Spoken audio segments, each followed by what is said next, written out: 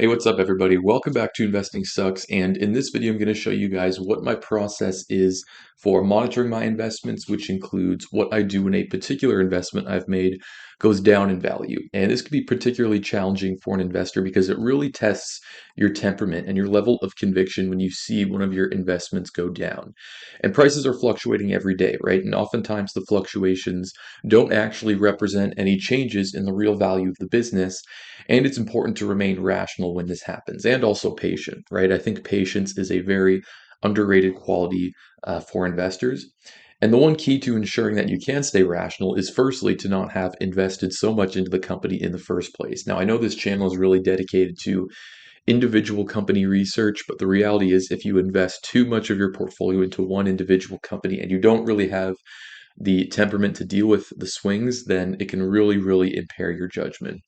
So a while back, I did this video here on a company called Thrive Holdings, and basically why I decided to actually open up a position and invest in Thrive Holdings. And I'll put a card on the top of the screen now so you can click this video if you want to see what my full thesis was for that company.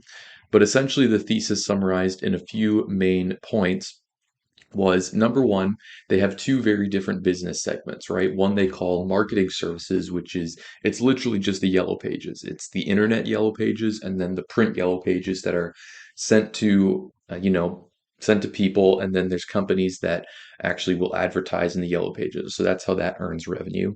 And that segment was rapidly declining, right? As you can imagine, it's not really something that is used very much anymore, though it is used by some people, and there's still a little bit of a need for it.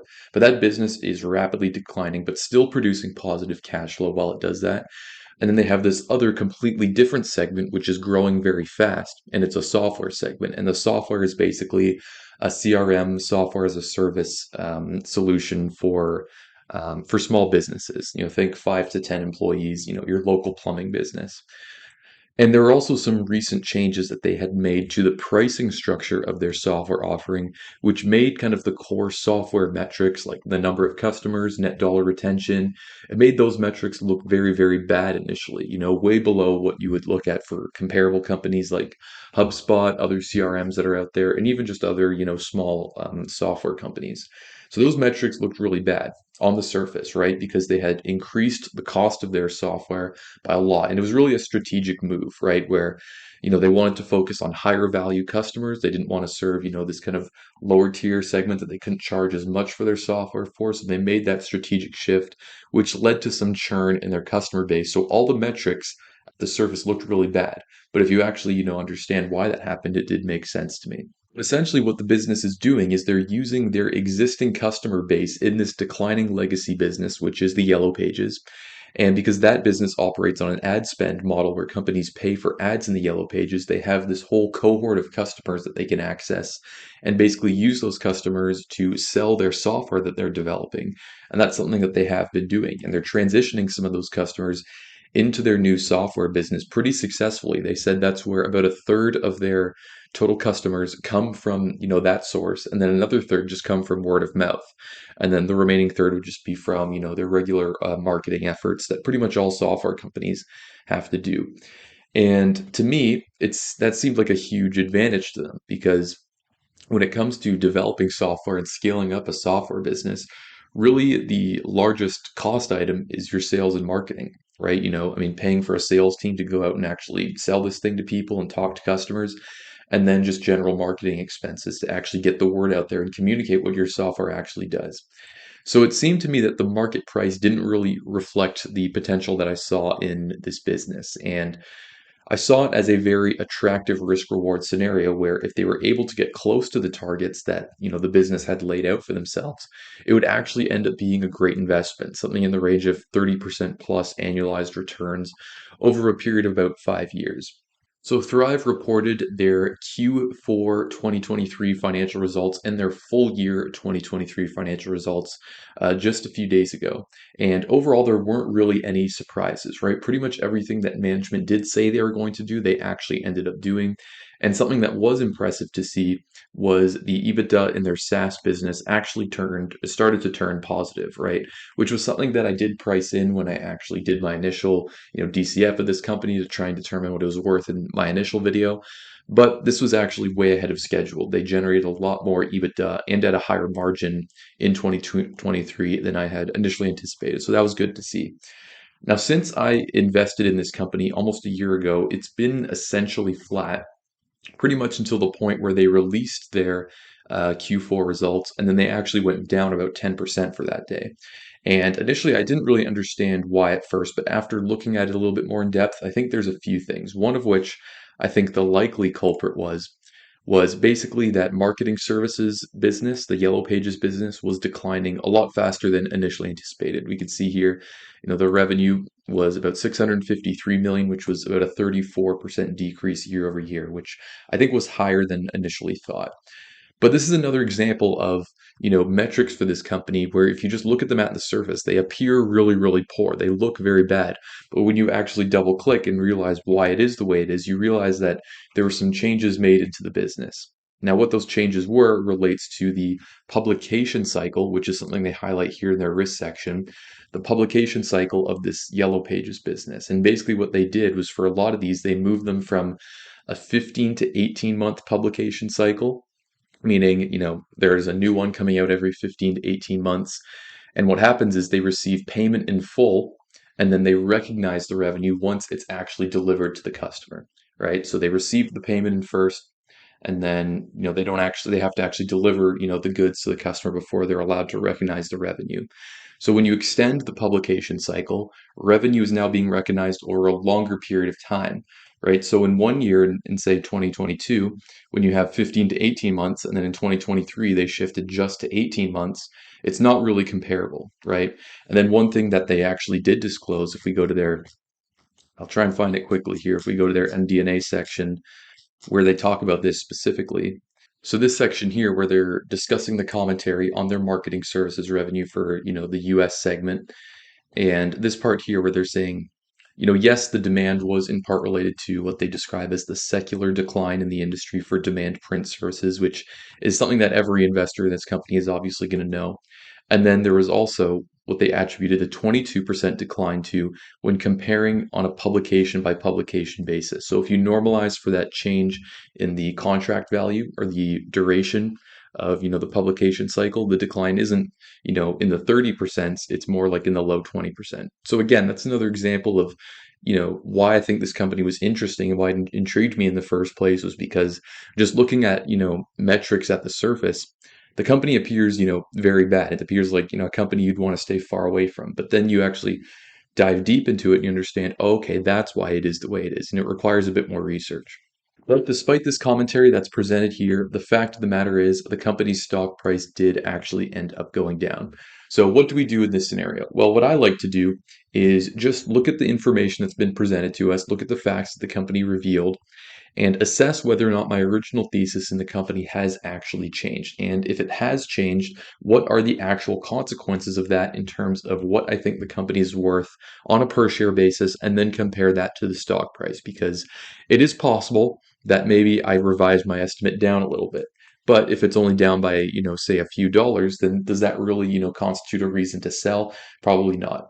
And this does both have a qualitative component and a quantitative component. So the quantitative component is basically, just me revisiting my original DCF that I did in the company. And because I can look at what I actually projected in them for the 2023 year, and now that 2023 has actually occurred, I can compare that to what actually ended up taking place. And then the qualitative component, which I'll also go over, is this here where I'm basically benchmarking, certain key metrics, right? Like SaaS clients, average revenue per user, net dollar retention, kind of these more software type metrics to see how those are developing. So I'll talk about this a bit later, but I want to go over this first. So in 2023, I basically said, okay, the marketing services business, because I kind of broke the DCF down where I tried to project the EBITDA for the two completely separate businesses, right? Marketing services, which is the Yellow Pages, the print Yellow Pages, and the internet Yellow Pages, and then this growing SaaS business. So for the SaaS business, I said, okay, revenue of about $258 million 1% EBITDA margins, so about 2.5 million in EBITDA. Now in the actuals here, they actually were slightly above what I thought, right? So this is the SaaS business revenue is about 263 million, and then the marketing services 653, whereas I initially thought it'd be about 640. So in terms of revenue, they were actually ahead. But if we look here at the combined EBITDA, so combined for both these two businesses, it was $155 million versus what I had projected, which was a bit higher, right? 214 million. So this was really the one thing that I think, required me to revisit my estimates because I overshot that a little bit. But pretty much everything else that goes into calculating the free cash flow for the year 2023. So, for example, taxes, capital expenditures, working capital, share-based compensation. This was all pretty much bang on what I thought it would be, right? So here are my estimates here.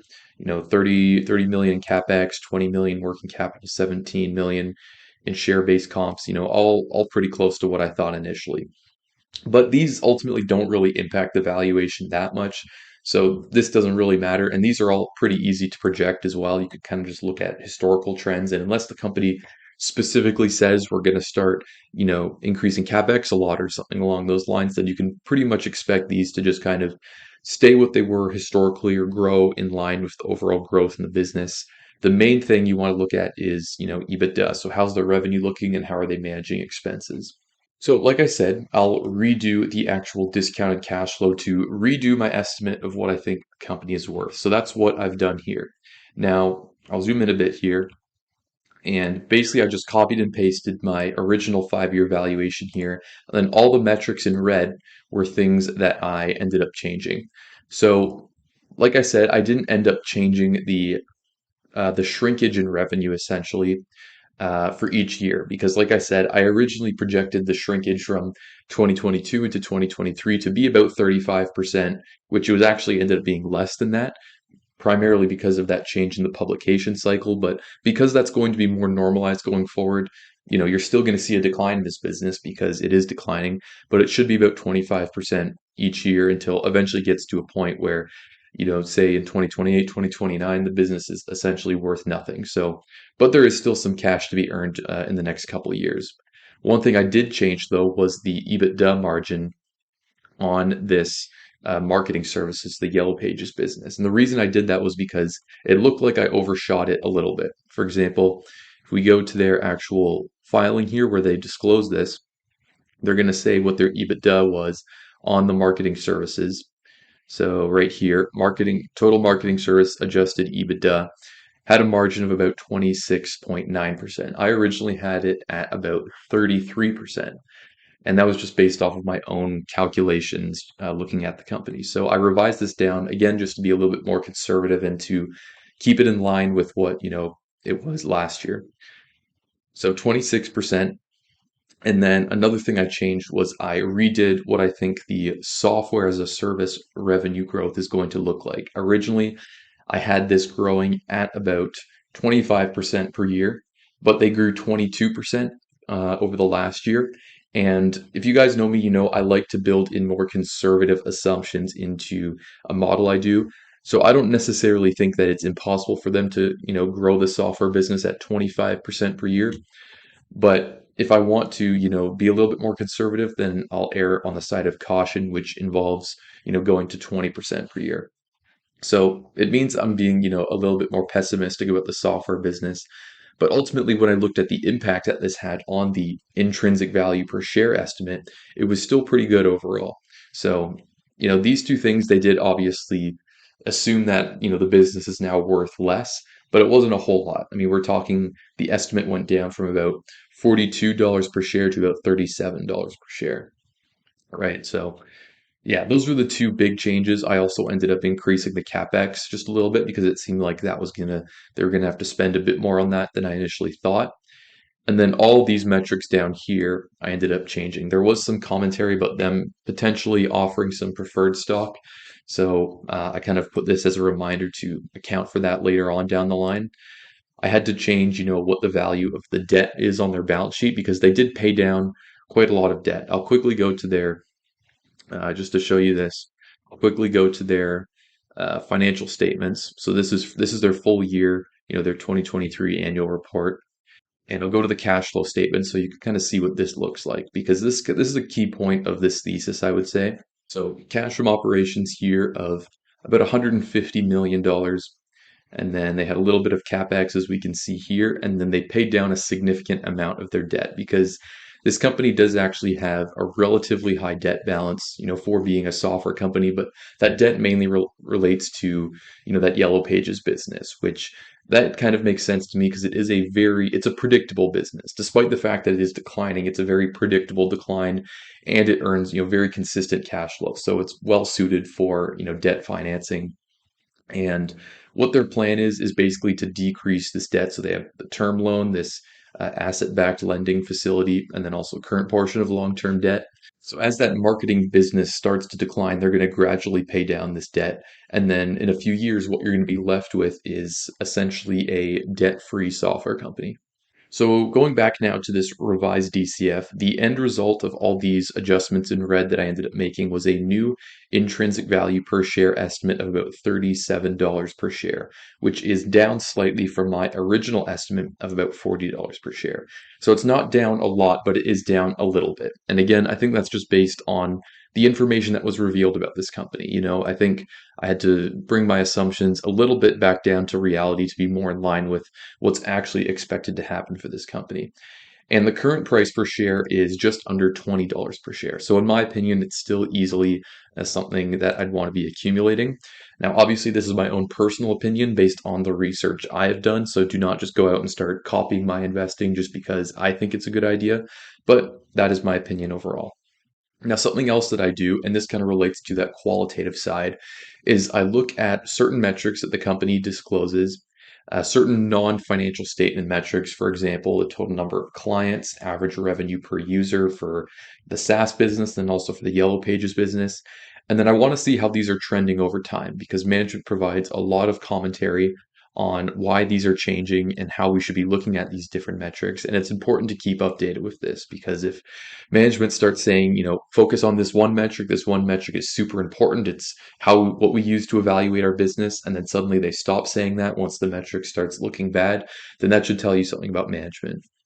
So I'm basically just pulling the commentary from their MD&A, and pretty much nothing was out of the ordinary. It was pretty much what you'd expect it to be.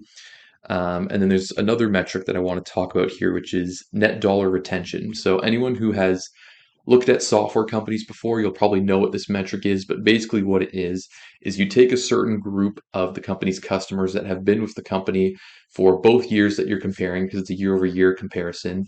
You look at the amount of revenue you're earning from those customers, say in 2023 versus 2022, and if the 2023 number is higher, then net dollar retention is above 100%, which is ideally what you want to see for software companies, because if you assume that the revenue they're earning is akin to the value that they're providing to their customers, then it means they're providing more and more value to the customers, right? Which is ultimately what successful business comes down to.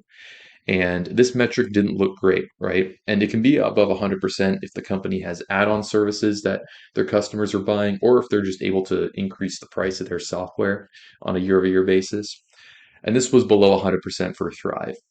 Right, but they did state, because the software was still in the early stages, they were still building it up, and because of that change in the pricing that I mentioned before, where a lot of customers ended up leaving, it was 91% in Q1 2023, and it has gone to 96%, right? And they did state previously that they're looking to get this to 100%, right? So hold them accountable to that. And it does look like they are on track, because there has been quite a lot of improvement, right? 96%. So it's getting there. And then I'll also read the earnings call transcript, just look for certain things that they state that is forward looking, right?